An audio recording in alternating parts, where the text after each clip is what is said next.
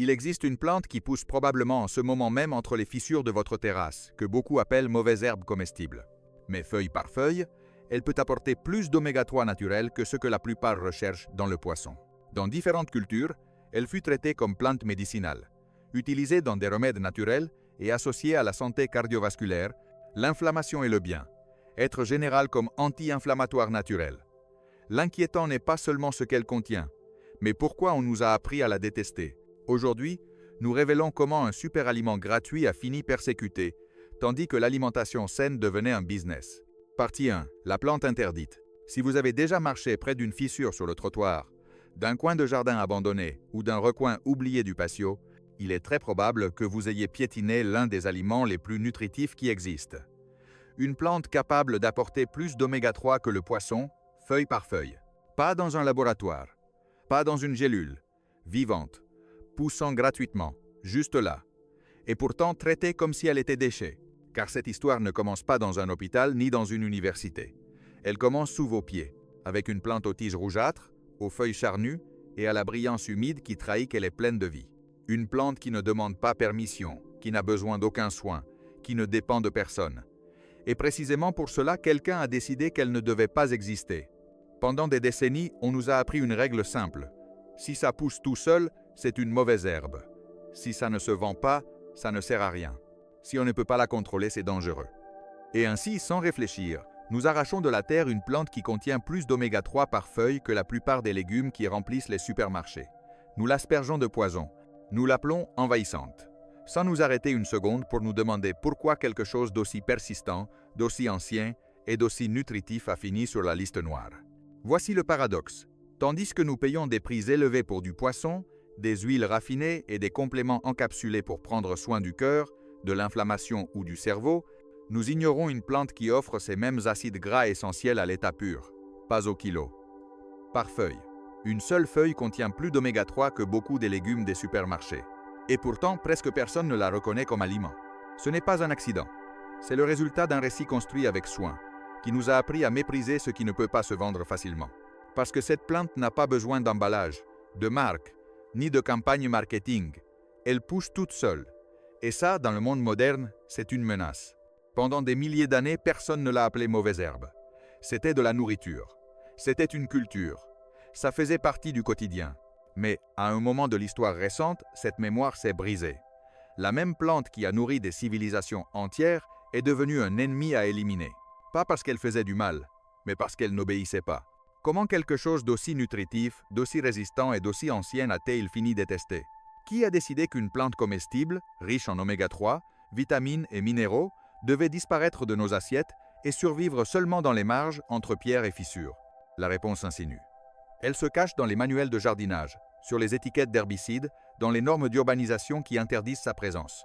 Dans l'idée que tout ce qui a de la valeur doit être cultivé, enregistré, contrôlé, cette plante n'a jamais accepté ce marché. Tandis que d'autres furent domestiqués, sélectionnés et modifiés, elle est restée libre. Elle s'est adaptée à la chaleur, à la sécheresse, à la pauvreté du sol. Et elle a continué à offrir une nutrition réelle, non transformée, non artificielle. Si cette plante a toujours été là, si elle continue à pousser aujourd'hui comme il y a des milliers d'années, alors le problème n'est pas elle. Le problème, c'est ce que nous avons décidé d'oublier. Elle n'a pas disparu. Elle a survécu aux empires, aux changements climatiques, à des siècles d'oubli. Elle continue à pousser en silence, en attendant. Cette plante qui pourrait sauver votre santé cardiovasculaire. Cette plante que vous avez probablement arrachée ce matin. Cette plante s'appelle le pourpier. Et ce qui suit explique pourquoi son histoire a été effacée avec tant d'acharnement. Partie 2. 4000 ans de connaissances oubliées. Si quelqu'un vous disait que le pourpier est une mode récente, une tendance de gens qui cherchent des super aliments, une seule image suffirait à tout démonter. Imaginez un vase en argile enterré dans le nord de la Grèce, scellé il y a plus de 3000 ans. À l'intérieur, des milliers de minuscules graines noires, presque comme de la poussière. Des graines qui n'étaient pas là par accident. Elles étaient gardées comme on garde quelque chose d'important, comme on garde de la nourriture, comme on garde l'avenir. Quand les archéologues ont ouvert ces jarres vieilles de 3000 ans, ils ont trouvé des milliers de petites graines noires. Les mêmes graines qui poussaient dehors, entre les pierres. Exactement les mêmes, comme si le temps n'avait pas passé. Et soudain, la question change. Si elle était si commune, pourquoi quelqu'un s'est-il donné la peine de la stocker? Parce que dans le monde antique, on ne gardait pas les mauvaises herbes, on gardait des ressources. Au 6e siècle avant notre ère, ces graines apparaissent dans des lieux sacrés, dans des sanctuaires où l'on offrait des aliments dans le cadre de rituels et de la vie quotidienne. Et plus tard, au 4e siècle avant Jésus-Christ, les textes agricoles ne la mentionnent pas, avec mépris, mais avec des instructions précises. Théophraste, l'un des grands observateurs de la nature, écrit comment la cultiver, quand la semer, comment l'intégrer au calendrier agricole. Il ne la traite pas comme une intruse, il la place aux côtés de cultures essentielles. Cela signifie qu'elle n'était pas un accident de la terre, c'était un choix délibéré. Puis est arrivé Rome. Rome l'a étendue sur 3 continents, pas par accident, intentionnellement. Le pourpier a voyagé avec l'Empire, non pas comme une plante qui s'infiltrait, mais comme une plante qu'on emmenait consciemment. Si vous la voyez aujourd'hui dans tant d'endroits du monde, ce n'est pas parce qu'elle a envahi, c'est parce que l'humanité l'a considérée utile pendant des siècles et l'a poussée à faire partie du paysage. Quand Rome est tombée, le pourpier n'est pas tombé avec elle. Il a traversé le Moyen-Âge avec une présence constante. En Europe, pendant des siècles, c'était de la nourriture quotidienne, pas un remède rare, de la nourriture. Il apparaissait dans les soupes, dans les ragoûts, dans des préparations simples. En 1288, à Milan, quelqu'un a compilé une liste détaillée de ce que la ville consommait. Et il y apparaît, pas comme curiosité exotique, pas comme quelque chose de marginal, comme un basique. Ce détail change tout. Le pourpier n'a pas été une plante découverte. Ce fut une plante oubliée de force. Mais il y a un tournant encore plus grand. À un moment, après 1492, le pourpier a traversé l'océan dans les récits européens.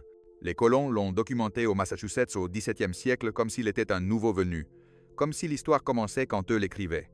Cependant, la Terre gardait une autre version. Les archéologues ont trouvé des graines beaucoup plus anciennes en Amérique du Nord.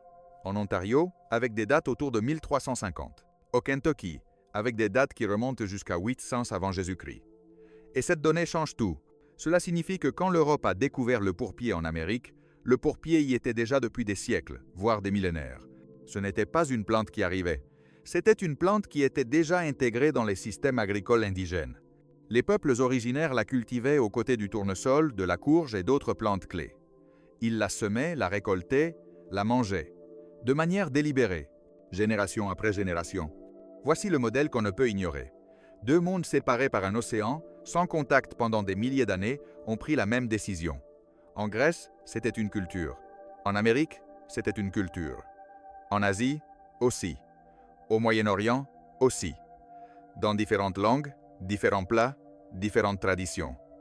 La même conclusion, cette plante nourrit, cette plante mérite une place. Alors la question n'est plus de savoir si elle sert. La question est ce qu'ils savaient qu'on a cessé de voir. Quelle connaissance a été remplacée par une idée moderne qui simplifie la nature en 2 catégories, ce qui se vend et ce qu'on élimine. Quand quelque chose a accompagné l'humanité pendant 4000 ans, ce n'est pas un hasard. C'est de la mémoire, c'est de la sélection. Et si cette mémoire a été effacée, quelqu'un a dû en écrire une autre par-dessus, une histoire où le pourpier n'est pas un aliment, mais un ennemi. Mais ce qui suit explique comment la science moderne a découvert pourquoi les anciens avaient raison. Partie 3, l'erreur nutritionnelle du XXe siècle. Il y a eu un moment où la science a cru avoir enfin trouvé le coupable. Un ennemi clair, visible, facile à pointer du doigt, la graisse. Pendant des années, ce mot est devenu une sentence. Graisse signifiait risque, infarctus, mort prématurée. Et des millions de personnes ont commencé à vivre avec la peur de ceux qui, pendant des millénaires, avaient fait partie de la table humaine. Mais l'histoire ne collait pas tout à fait. Il restait toujours une anomalie, un endroit où la théorie se brisait. Au milieu du XXe siècle, Ancel Keys voulait répondre à une question qui hantait les médecins. Pourquoi certaines populations n'avaient presque pas de maladies cardiovasculaires, tandis que dans d'autres, c'était une épidémie silencieuse? Et c'est ainsi qu'est née une étude gigantesque. Des milliers d'hommes, plusieurs pays, des décennies de suivi. La promesse était simple, trouver le modèle et avec lui, le remède. Les résultats, au début, semblaient confirmer le récit du moment. Dans certains endroits, plus de graisse saturée, plus de problèmes. Dans d'autres, moins meilleure santé. Le message devint irrésistible, jusqu'à ce que la crête apparaisse. La crête était le genre d'endroit qui détruit les idées confortables. Ces agriculteurs ne mangeaient pas light. Ils ne vivaient pas en comptant les calories. Une grande partie de leur énergie quotidienne provenait de graisse, dans des pourcentages qui, selon les manuels de l'époque, auraient dû faire exploser les infarctus. Mais le contraire s'est produit. Les hommes de Crète ont montré l'un des taux les plus bas de mortalité cardiovasculaire jamais enregistrés. Plus bas que le Japon. Plus bas que des pays avec des régimes beaucoup plus maigres. Et pendant des années, l'explication officielle fut presque poétique. L'huile d'olive, la magie méditerranéenne, le charme d'une vie rurale. La science s'est contentée de ce qui était le plus simple à vendre. Cependant, le sang gardait une vérité différente. Des décennies plus tard, quand la technologie permettait déjà de regarder plus profond, une équipe est revenue aux échantillons congelés de cette étude. Ils ne cherchaient pas du cholestérol.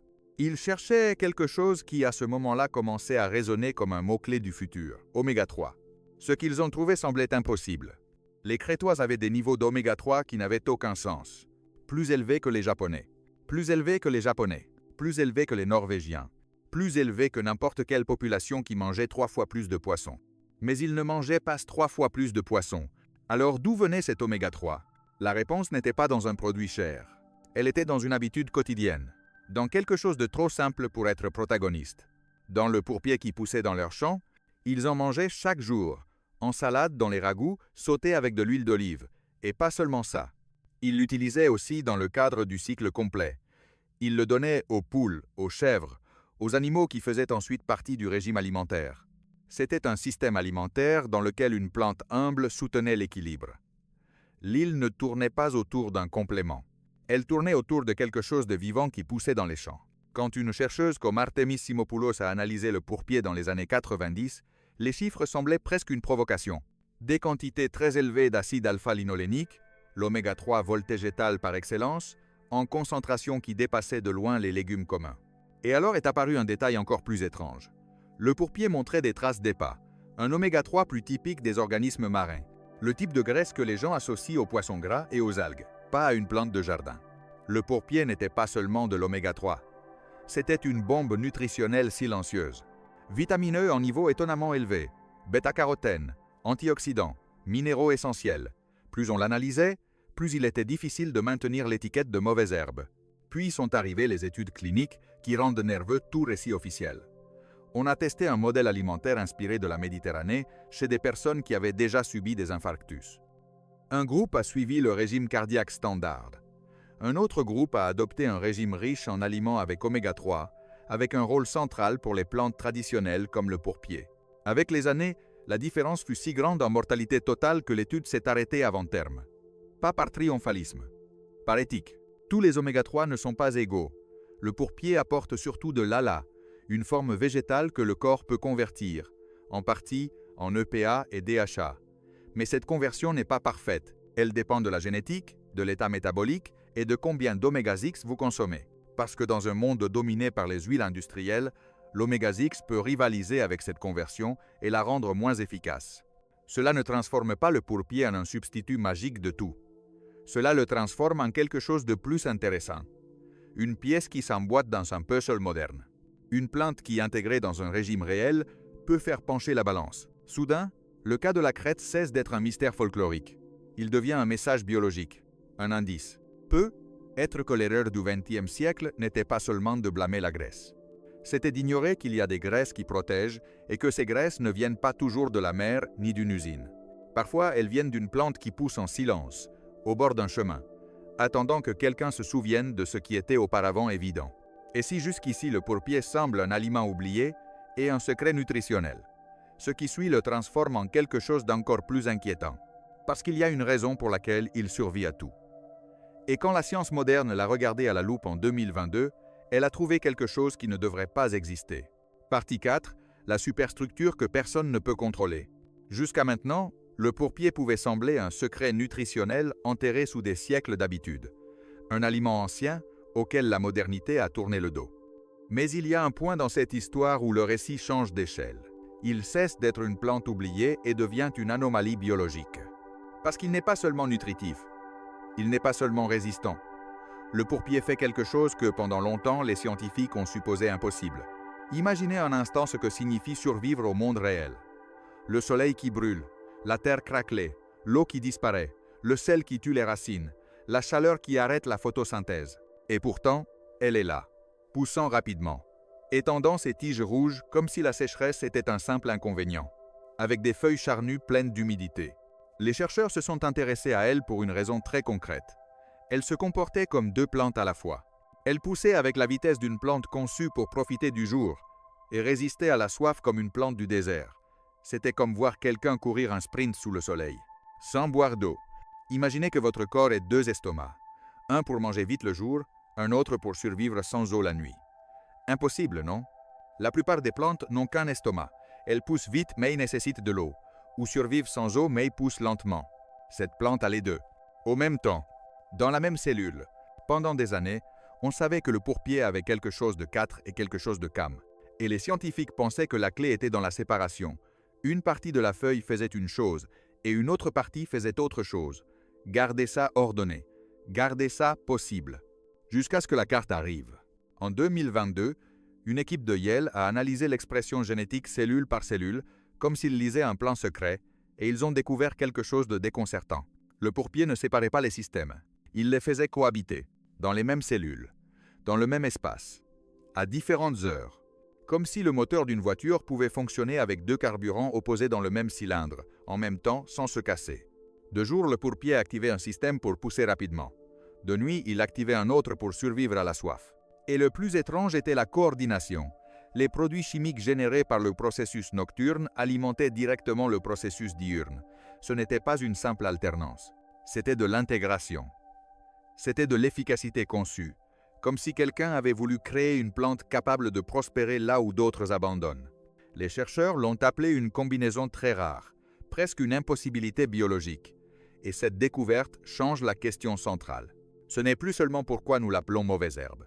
C'est pourquoi une plante avec des capacités si précieuses vit en dehors du système, et non au centre de l'agriculture moderne. Le pourpier survit avec une fraction de l'eau dont le maïs a besoin. Il tolère des sols salins où d'autres cultures meurent en quelques jours. Il accélère avec la chaleur là où d'autres plantes éteignent leur métabolisme. Il complète son cycle avec des pluies minimales. Il produit des graines en quantité qui frôlent l'absurde. Un seul spécimen peut générer des centaines de milliers de graines. Chaque graine peut rester viable pendant des décennies. Et en plus, le pourpier a un truc encore plus irritant pour qui veut le contrôler. N'importe quel fragment de tige qui touche la terre peut s'enraciner. Il ne se rend pas. Il se multiplie. C'est là qu'apparaît le véritable conflit. Parce que dans le monde moderne, ce qu'on ne peut pas contrôler devient un ennemi. Le pourpier n'a pas besoin d'acheter des graines chaque saison. Il n'a pas besoin de paquets, de licences. Il ne se laisse pas domestiquer au sens commercial du terme. On ne peut pas le breveter facilement. On ne peut pas le rendre stérile sans détruire son essence. On ne peut pas le transformer en dépendance. Et alors, au lieu de le célébrer, le système le combat. Il existe toute une infrastructure dédiée à le détruire. Des guides d'éradication, des recommandations officielles, des produits spécifiques pour l'éliminer des jardins et des champs, des normes qui l'interdisent dans les pelouses parfaites. Comme si sa simple existence était un défaut esthétique, une désobéissance verte qu'il faut corriger. L'argument public est simple. C'est une mauvaise herbe. Elle fait concurrence, elle dérange, mais l'argument profond est autre. On ne peut pas la dominer. Et pendant ce temps, le paradoxe continue à pousser, littéralement, parce que chaque campagne pour l'effacer ne fait que confirmer ce qu'elle démontre, que la nature peut être plus généreuse que le marché. Pensez au panorama actuel. Les oméga-3 sont devenus un business global. Poissons, huile de poisson, gélules, transformées, marques. Et en même temps, les écosystèmes marins subissent une pression. Dans ce contexte, une plante qui produit de l'oméga-3, qui pousse gratuitement et qui vit dans presque n'importe quelle zone habitée de la planète, est une anomalie dangereuse pour tout modèle basé sur la rareté. C'est pourquoi il y a des endroits où on ne l'a jamais oublié. L'Inde, où on le mange comme kulfa. La Grèce, où il apparaît comme glistrida dans les salades d'été. Le Mexique, où on le fait sauter avec ail et piment. La Chine, le Moyen-Orient, la Turquie, l'Iran. La moitié du monde l'a maintenu vivant en cuisine. L'autre moitié a appris à le voir comme un ennemi. Et voici le futur qui entre. Quand on parle de changement climatique, un modèle se répète. Zones semi-arides qui deviennent plus sèches, vagues de chaleur, sols dégradés, stress hydrique, exactement le type de conditions où beaucoup de cultures échouent en premier. Et exactement le type de conditions où le pourpier non seulement survit, mais prospère. C'est comme si la solution avait attendu dans l'endroit le moins glamour possible. Pas dans un laboratoire, pas dans un projet millionnaire, dans une fissure du sol. Le pourpier se reconnaît facilement quand vous savez quoi regarder. Des tiges rougeâtres qui rampent collées au sol. Des feuilles charnues, comme de petites pelles vertes, douces et brillantes. Pas de petits poils. Pas d'âpreté. Si vous cassez une tige, apparaît un intérieur humide, presque translucide, et en saison, de petites fleurs jaunes, discrètes, cachées entre les feuilles. La partie la plus tendre se récolte jeune, quand les feuilles ont encore ce croquant frais, légèrement salin et avec une pointe acide. On peut le manger cru, comme base de salade. On peut le faire sauter comme des épinards. On peut le mélanger dans des ragoûts. Même le conserver au vinaigre. Et si vous voulez qu'il revienne, laissez juste une partie faire ses graines. Parce qu'une seule plante peut vous donner des graines pour un jardin entier. Maintenant, vous le savez. Cette plante que vous arrachez sans penser à 4000 ans d'histoire, plus d'oméga 3 que le poisson que vous achetez, et une biologie que la science a considérée impossible jusqu'en 2022. Demain, quand vous marcherez dans votre jardin, vous la verrez différemment. Et vous devrez décider. L'arracher parce qu'on vous a dit que c'est une mauvaise herbe, ou vous pencher et la goûter. Moi, j'ai déjà pris ma décision. Le pourpier n'est pas une mode, c'est de la mémoire vivante. Un aliment qui a traversé des millénaires, qui a nourri des cultures entières et que la science moderne a trouvé presque impossible par sa façon de survivre. On l'a appelé mauvaise herbe pour que vous l'arrachiez sans réfléchir. Mais il est toujours là, en silence, attendant que quelqu'un se souvienne de ce qui était auparavant évident. Si cette histoire vous a ouvert les yeux sur ce que la nature cache juste sous vos pieds, abonnez-vous à Nature Cachée. Ici, nous révélons les plantes oubliées, les remèdes ancestraux et les secrets que le système préfère que vous ignoriez. La prochaine vidéo pourrait changer votre santé pour toujours.